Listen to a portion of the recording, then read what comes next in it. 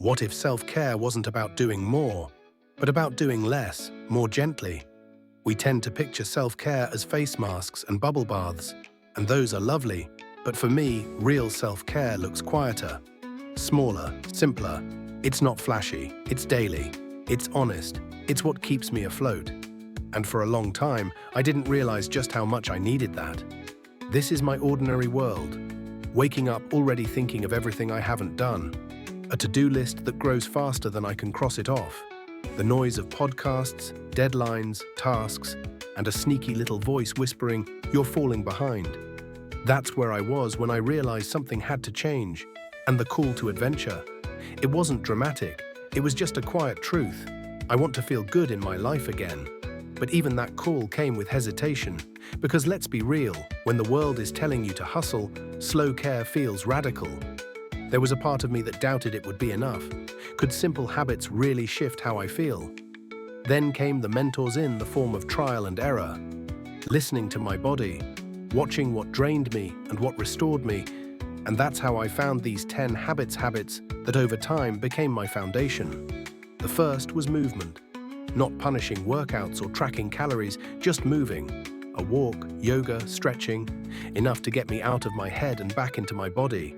That's the thing about endorphins, they work quickly, and every time I moved, I felt better, stronger, clearer.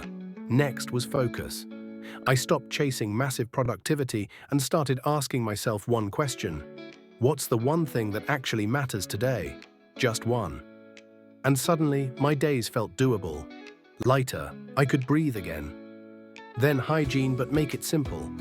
I pared down my skincare routine, ditched the overcomplication, and focused on what feels good rather than what's trending. Moisturize, shower, brush, no 10-step routines needed. It wasn't about looking perfect, it was about showing up for myself. One of the biggest shifts? Quiet. Just 5 minutes, no screens, no distractions. Just sitting with my thoughts, even the uncomfortable ones, and instead of pushing them away, I gave them space. And over time, that space gave me peace. And when in doubt, I go outside, even if it's cold, even if it's raining. Nature reminds me that everything has seasons, and so do we. I also leaned into hobbies that don't involve screens. Reading, cooking, playing games.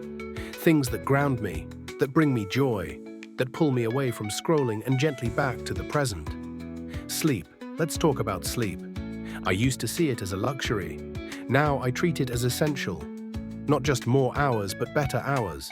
Gentle evenings, less pressure, more permission to rest. And when life feels too big, I tell myself, sleep first, solve later. My environment too became part of my self-care. A clean home equals a clearer mind. And even when I don't feel like tidying, I remember wiping down the kitchen counters or cleaning the bathroom can shift my mood more than a meditation app ever could. And then, food and drink. I started listening. I noticed how caffeine and sugar affected me, how alcohol even just a little disrupted my next day. So I began choosing what makes me feel good, not just what tastes good in the moment. And finally, bore out. Not burnout, bore out.